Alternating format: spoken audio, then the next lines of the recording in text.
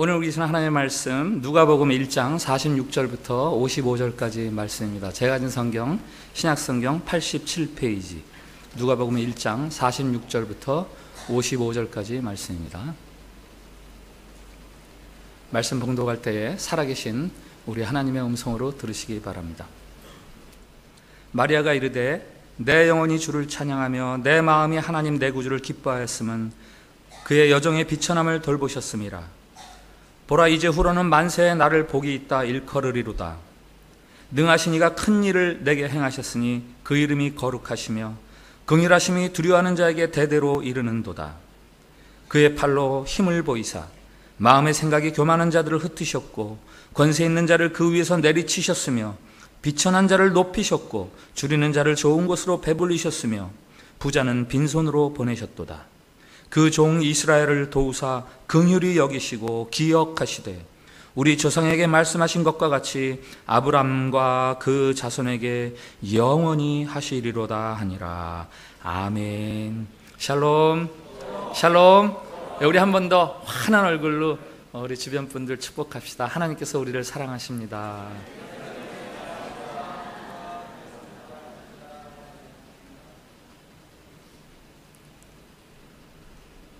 스페인의 한 아버지가 집을 나간 아들과 좀 이렇게 만나서 관계를 풀고 화해하고 싶어서 신문에 광고를 냅니다. 파코 화요일 정오에 몬타나 호텔에서 만나자 다 용서했다. 아빠가. 여기 파코는 스페인에서 굉장히 흔한 이름 중에 하나라고 그래요. 아버지가 화요일에 그곳에 갔을 때 그 호텔 앞에는 놀랍게도 파코라는 이름을 가진 젊은이가 800명 정도 모여서 각자의 아버지를 기다리고 있더랍니다. 헤밍웨이의 단편소설 The Capital of the World, 이 세상의 수도라는 글에서 나오는 이야기예요. 헤밍웨이는 이 소설을 통해서 말합니다. 세상의 수도라고 하는 곳, 그곳에서조차도 이렇게 사랑과 은혜에 목말라 하는 사람들이 많다. 은혜가 필요한 시대예요. 이 시대가 필요한 것은 사랑입니다. 오늘 우리는 2000년 전에 살았던 마리아라는 10대 시골 처녀를 통해서 사랑과 은혜에 목말라하는 삶 가운데서 어떻게 윤기나고 촉촉한 그런 생명의 노래를 부르며 살아갈 수 있는가, 그 비결에 대해서 한번 살펴보려고 합니다. 오늘 읽은 본문은 마그니피캇, 마리아의 노래, 이렇게 알려져 있는 유명한 노래죠. 이렇게 시작합니다. 내 영혼이 주를 찬양하며 내 마음이 하나님 내 구주를 기뻐하였음은. 주어 동사만 자르면은 이렇게 말하는 거예요. 내 영혼이 찬양합니다. 내가 기뻐합니다. 내가 찬양합니다. 내가 기뻐합니다. 자신의 처지가 복에 겨워서, 기쁨과 감격에 겨워서 부르는 노래죠. 이렇게 노래하는 마리아는 지금 어떤 처지입니까? 사실은 대단히 좁고 울퉁불퉁하고 가시가 돋친 그런 가파른 곳에 서 있는 처지예요. 요셉이라는 남자와 약혼하고 결혼을 기다리던 중에 뜻밖의 임신 소식을 듣습니다. 성경은 마리아의 이 임신이 사람에 의한 것이 아니라 성령에 의한 것이라고 분명하게 기록하고 있습니다. 여자가 남자 없이 임신할 수 있을까요? 과학적으로는 불가능한 이야기입니다. 심지어 당사자인 마리아조차도 이런 일은 있을 수 없는 일이라고 말하거든요. 그러나 이 일을 전하는 천사가 마리아에게 말하죠. 하나님의 모든 말씀은 능하지 못하심이 없느니라. 하나님이 작정하시면 못 이루실 일이 없다라는 이야기죠. 이 말씀은 마리아뿐만 아니라 예수님의 동정녀 탄생에서 의심하는 모든 사람들을 향한 성경의 진술입니다. 설득이고 해명이에요. 하나님이 하시고자 하시면 뭐든지 다 되는 거 아니냐. 과학이나 이성으로는 설명할 수 없는 일들도 믿음의 세계로 들어보면은 다 받아들일 수 있는 것들이다라는 이야기죠. 그럼에도 불구하고 마리아 입장에서는 참으로 곤혹스럽죠. 약혼자나 주변 가족들 보기도 민망하고, 결혼하지 않은 여자가 임신하면 돌로 맞아 죽을 수 있는 그런 시대니까 마리아는 사실 지금 굉장히 절박한 상황에 빠져 있는 겁니다. 그 속에서 노래하는 거예요. 내 영혼이 주를 찬양합니다. 내 마음이 구주를 기뻐합니다. 어떻게 그런 찬양을 할 수 있을까요? 이 상황에서 어떻게 그런 찬송을 부를 수 있을까요? 성경은 그것을 바로 그녀의 믿음 때문이다 이렇게 말하고 있어요. 믿음 때문이다. 45절에 마리아를 향해 이렇게 말합니다. 믿은 그 여자에게 복이 있도다. 믿은 그 여자에게 복이 있도다. 마리아는 믿음이 있는 여인이에요. 마리아는 복 있는 여인입니다. 그녀가 이렇게 어려운 자리에서 노래할 수 있는 것은 바로 그의 믿음 때문이에요. 한번 저를 따라해 주세요. 믿는 그 사람에게 복이 있도다. 한 번 더. 믿는 그 사람에게 복이 있도다. 그럼 마리아를 복되게 한 그 믿음이란 과연 어떤 믿음인가?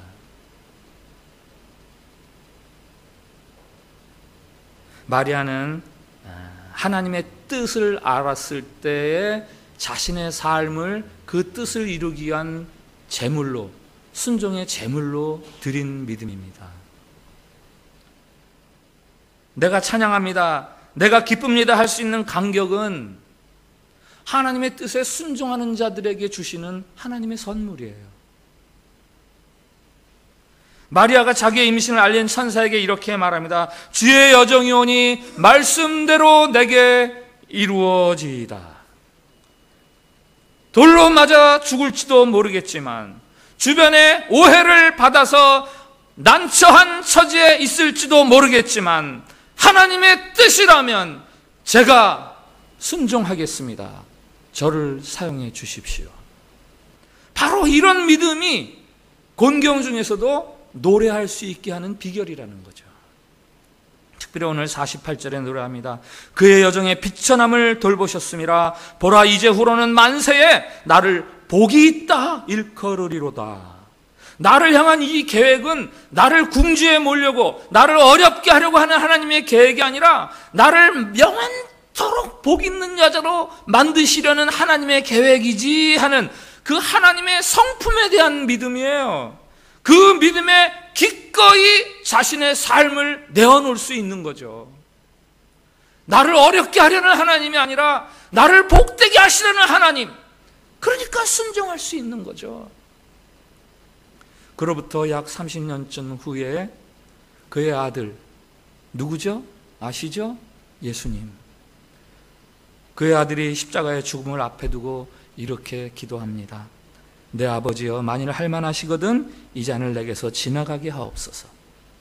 그러나 나의 원대로 마시옵고 아버지의 원대로 하옵소서. 저는 이 죽음의 잔을 마시고 싶지 않습니다. 그러나 아버지의 뜻이라면 제가 이것을 마시겠습니다 라는 그런 기도죠. 어머니 마리아나 그의 아들 예수님이나 자신을 향한 하나님의 뜻이 무엇인지 찾고 그것을 알았을 때 기꺼이 자신의 몸을 들여, 자신의 생명을 들여 헌신하고 순종하는 삶을 살았던 사람들이죠. 하나님께서는 왜 마리아를 택하셨습니까? 그녀의 교육 수준 때문입니까? 아니요. 그녀는 거의 교육받지 않았습니다. 그러면 그의 재산 때문입니까? 목수와 약혼하는 정도의 평범한 혹은 평범 이하의 수준이었습니다. 그럼 그녀의 성숙한 인격 때문입니까? 아니요, 그렇지 않아요. 그녀는 겨우 10대의 어린 나이예요. 그녀는 매우 평범했습니다. 그러나 하나님은 그녀를 매우 비범하게 사용하셨습니다. 하나님은 여러분도 그렇게 사용할 수 있다는 것에 대해서 여러분들이 믿으십니까? 다만 하나님을 신뢰하는 자, 그래서 자기 믿음을 따라서 하나님에게 자신의 삶을 순종의 제물로 드리는 사람들, 하나님은 그 사람들을 높이 들어 비범하고 탁월한 삶을 살게 하시면서 그 입에서 노래가 나오고 찬미가 나오는 삶을 살게 하시는 하나님이시다 이거예요. 리고렌 목사님이 이런 말씀을 하십니다. 만약 당신이 사용될 것이라면 하나님께서 당신을 모두 써버리시게 하라.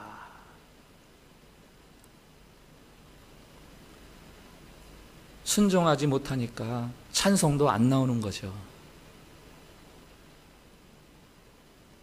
얼마나 많은 기회나 시간들을 우리는 두려움으로 머뭇거리면서 그저 그런 삶을 살아가고 있는지 모릅니다.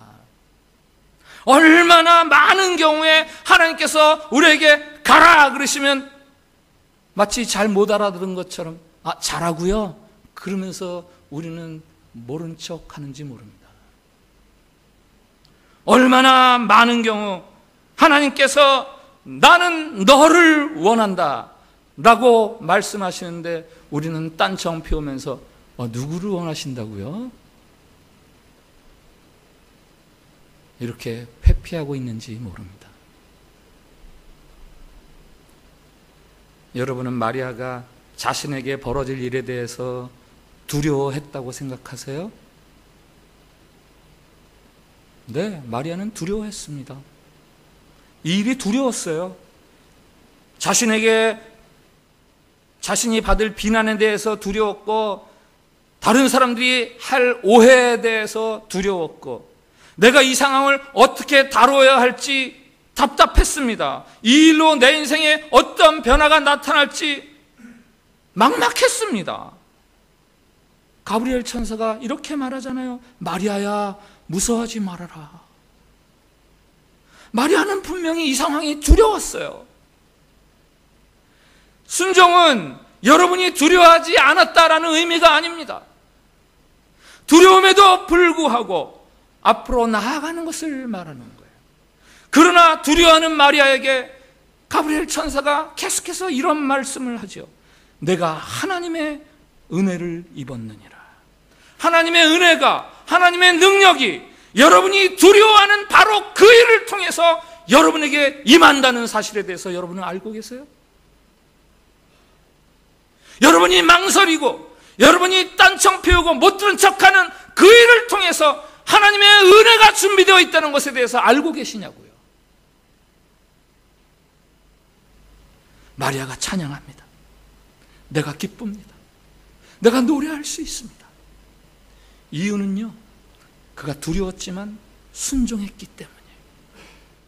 여러분이 두려워하는, 머뭇거리는 하나님의 뜻, 거기에 여러분이 순종할 때 여러분도 내 영혼이 찬양합니다, 내 마음에 기쁨이 있습니다 라고 노래할 수 있는 사람이 비로소 될 수 있는 거죠.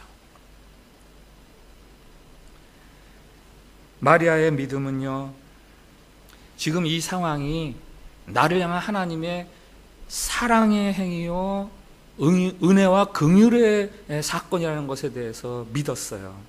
49절부터 50절 한번 같이 읽어보겠습니다. 49절 50절 시작. 능하신 이가 큰 일을 내게 행하셨으니 그 이름이 거룩하시며 긍휼하심이 두려워하는 자에게 대대로 이르는도다. 아멘. 하나님께서 능하신 이가 나에게 큰 일을 행하셨다. 두려워하는 나에게 자비를 베푸셨다. 51절에는 이런 말씀이 있습니다. 그의 팔로 힘을 보이셨다. 이 하나님의 긍휼하심이 구체적으로 51절부터 53절에 나옵니다. 비천한 자를 높이시고 줄이는 자에게 좋은 것으로 배부르게 하시고, 마음의 생각이 교만한 자, 권세 있는 자, 부자들은 내려치시고,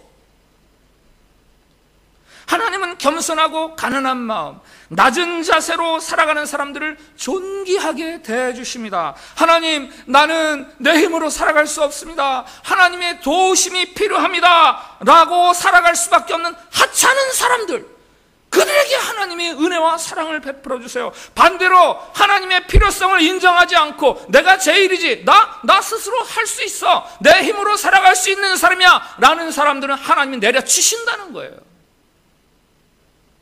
세상의 지혜자들은 말합니다. 우리는 소유한 만큼 누린다. 그러므로 소유를 늘려야 된다.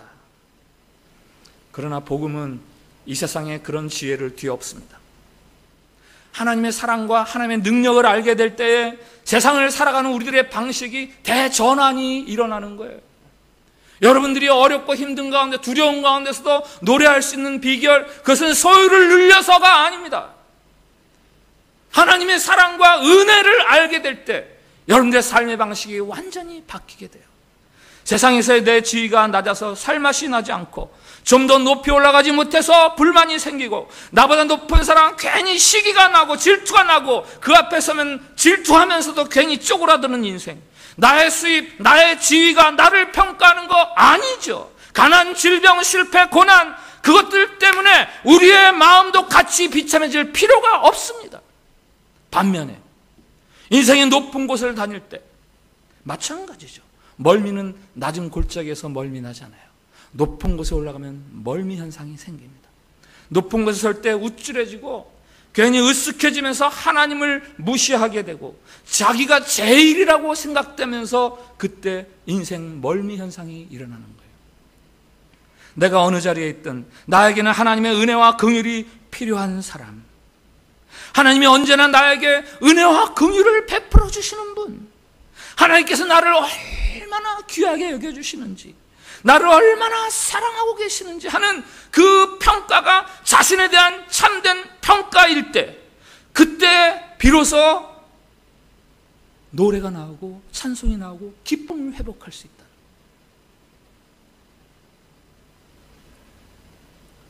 한 가수가 무대에서 노래를 부릅니다. 성악을 전공한 가수니까 가창력이 뛰어나고 특별히 고음이 아주 탁월한 가수죠. 부르는 노래는 오 데니보이 아목동아, 아목동들의 피리소리 들어. 처음에는 저음으로 느긋하게 이렇게 시작하는데 노래가 진행될수록 점점 절정에 올라서 마지막 이제 피크에 딱 올랐는데 노래를 하다가 멈추는 거예요, 가수가. 그러더니 청중석 맨 앞에 휠체어에 앉아있는 한 소년에게 가서 손을 내밀면서 말합니다.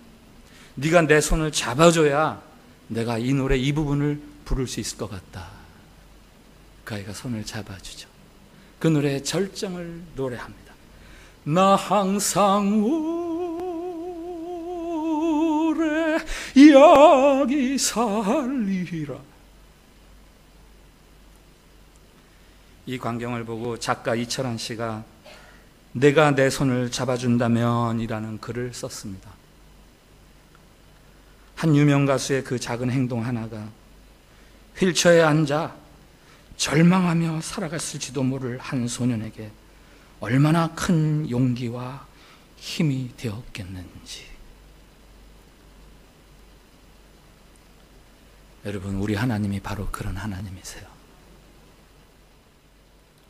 하나님이 가난한 심령을 위로하기 위해서 객석 낮은 자리로 내려오셔서 손을 내밀면서 네가 이거 해줘야 내가 노래 부를 수 있을 것 같아. 마리아는 예수님 사건을 통해서 능하신 분이 자신에게 내려와서 손을 내미는 것을 알았습니다. 마리아는 예수님 사건을 통해서 자신을 향한 사랑의 하나님, 하나님의 긍휼과 자비를 깨달아 알게 된 거예요.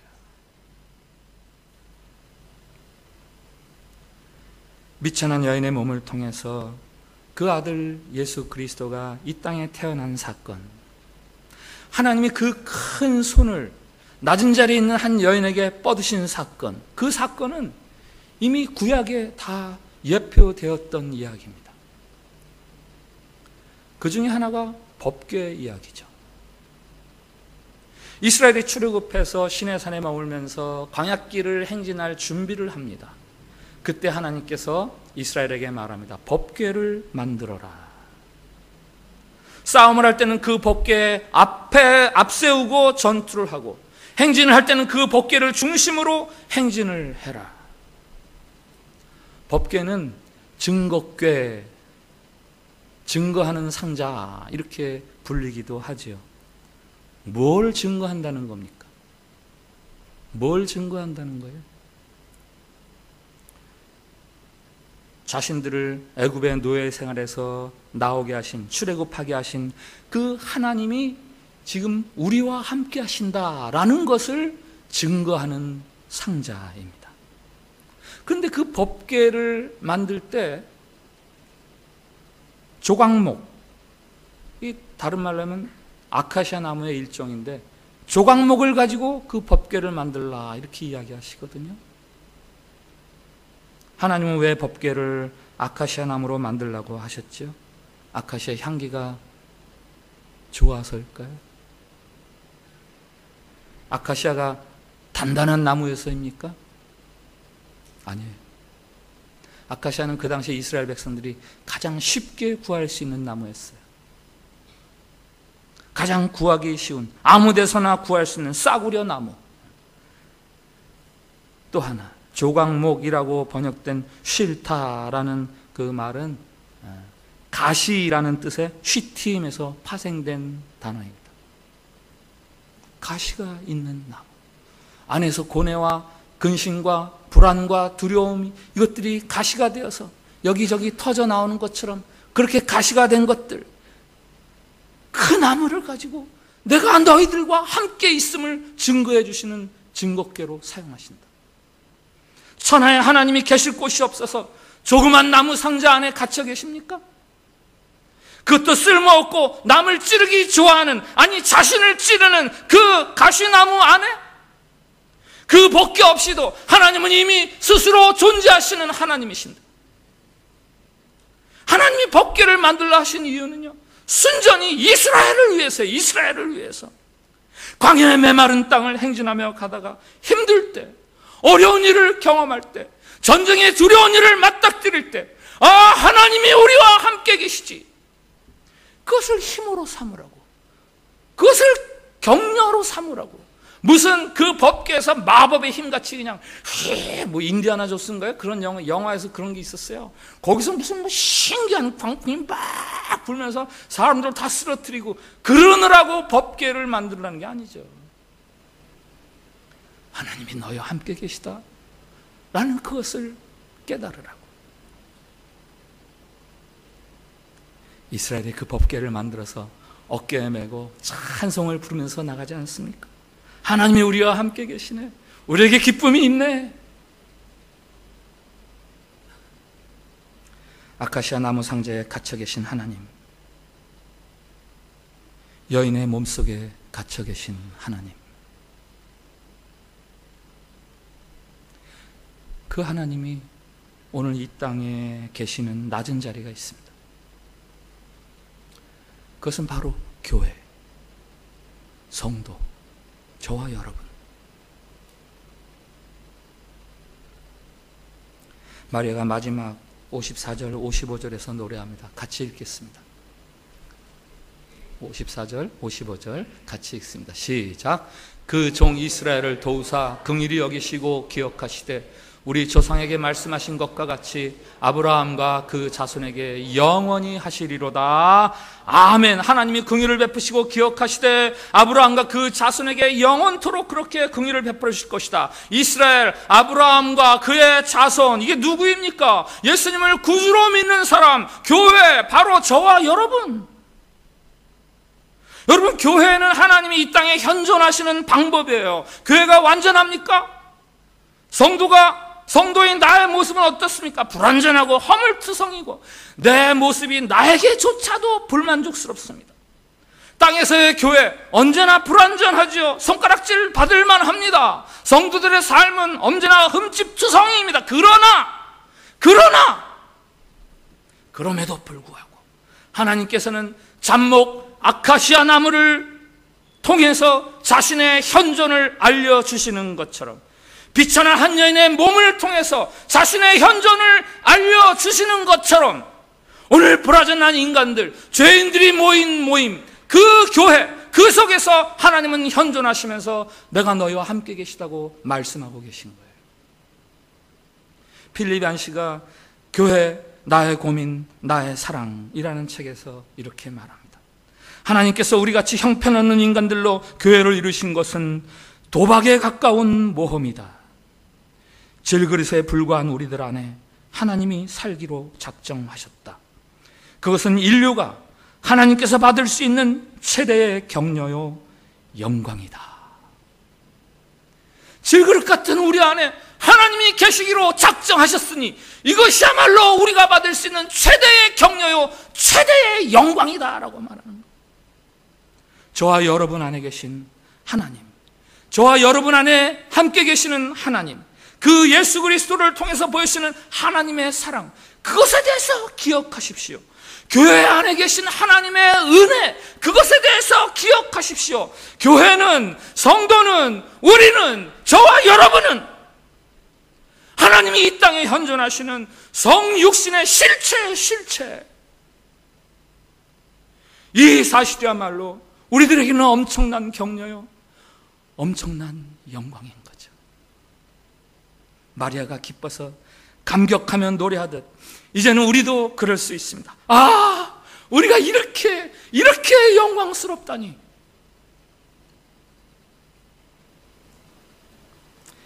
그러니 이제는 교회와 자신에 대해서 불평하거나 부끄러워할 필요가 없어요. 오히려 자랑할 수 있습니다. 우린 부족하지만 하나님이 함께 계시오. 하나님의 사랑이 내 안에 있어. 그래서요, 기쁨이 없는 기독교는 이단이다라는 말이 나오는 거예요. 이 세상에 그 가시 같고 그 비좁고 어두컴컴한 세상 같지만 그 속에도 기쁨을 잃지 않을 수 있는 비결은, 아, 내 안에 하나님이 계시네, 이것 때문에 그럴 수 있는 거죠.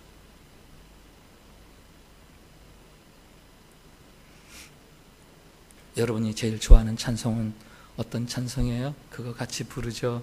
이거는 제가 한국에서 교구 맡았을 때 신방 가면은 늘 묻던 질문이었어요. 뭐 수백 가구 되는데 그 자기가 좋아하는 찬송을 이제 저한테 이야기해 주잖아요, 성도님들이. 그 중에서 제일 많이 나온 찬송이 뭔지 아세요? 310장. 아, 하나님의 은혜로 이 쓸데없는 자 왜 구속하여 주는지 난 알 수 없도다. 내가 믿고 또 의지함은 내 모든 형편 아시는 주님, 늘 보호해 주실 것을 나는 확실히 아네. 2절. 왜 내게 굳센 믿음과 또 복음 주셔서 내 마음이 항상 편한지 난 알 수 없도다.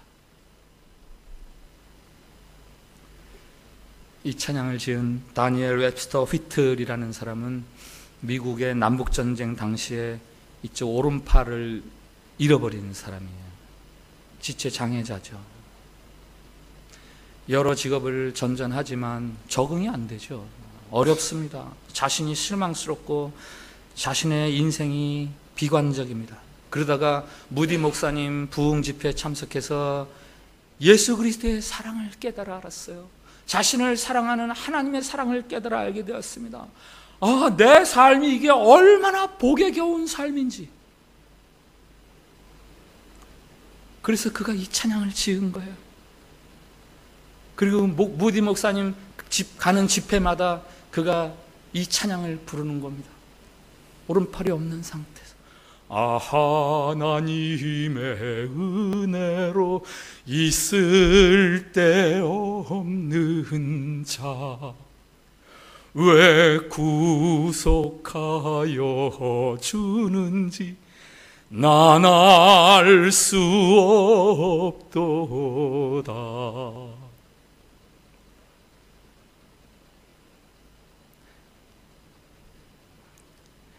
여러분, 오늘 이 본문이 속한 누가복음은 약한 자, 가난한 자, 그늘 속에 사는 자들을 위한 복음서입니다. 세리, 죄인, 이방인, 여인에 대한 이야기들이 그 어떤 복음서보다도 많이 담겨 있는 게 누가복음 이야기예요. 오늘 누가복음 1장 그 첫머리에 내 영혼이 주를 찬양하며 내 마음이 하나님 내 구주를 기뻐합니다. 이렇게 그 찬양을 부르는 한 여인을 소개합니다.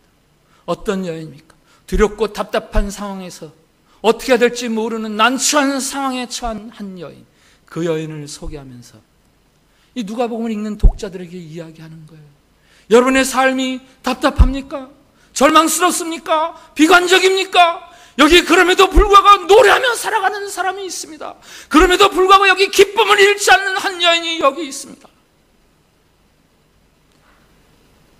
법궤 앞에서 춤추며 노래를 부르던 다윗처럼 자신의 답답한 상황 속에서 노래하며 찬미 부르는 마리아처럼 교회를 이루신 여러분, 교회를 이루고 계신 여러분, 여러분이야말로 이 땅에서 기뻐하고 노래할 수 있는 이유가 있는 사람들이에요. 여러분의 삶이, 교회가 못마땅할 수 있습니다. 실망스러울 수 있습니다. 삐그덕거릴 수 있습니다.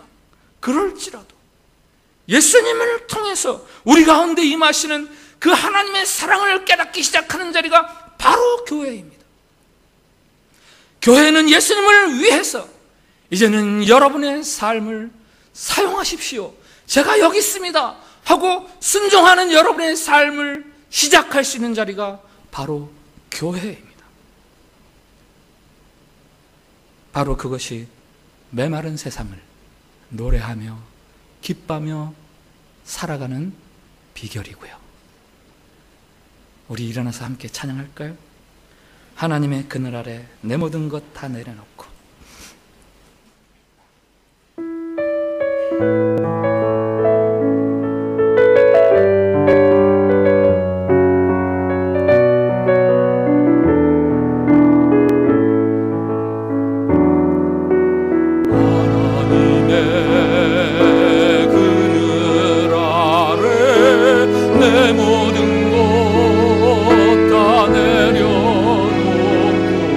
나 잠잠히 주를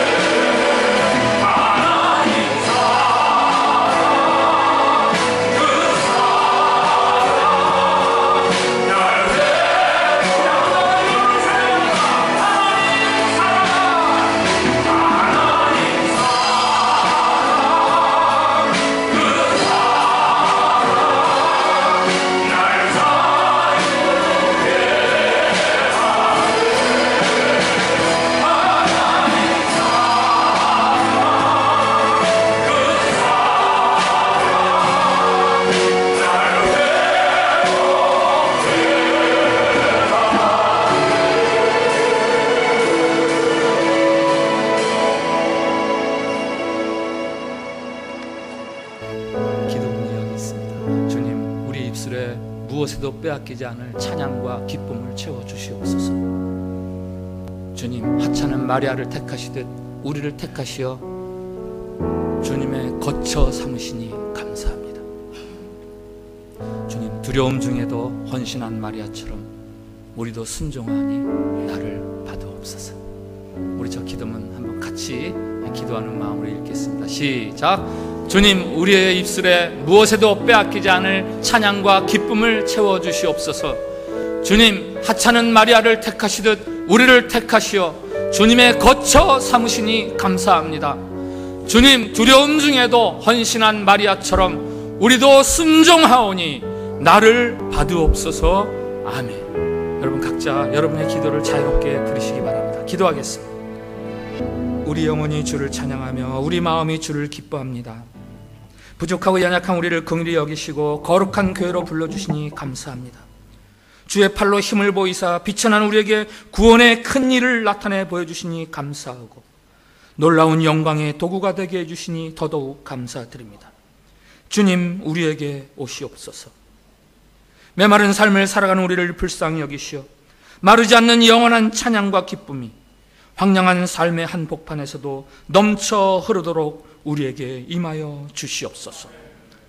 믿는 자에게 베푸시는 영원하신 주의 사랑 우리가 굳게 믿어 이제는 죽음마저도 막을 수 없는 순종과 헌신의 길을 기쁨으로 가겠사오니 주여 우리를 받아 주시옵소서. 우리의 삶을 사용하여 주시옵소서. 예수님 이름으로 기도합니다. 아멘.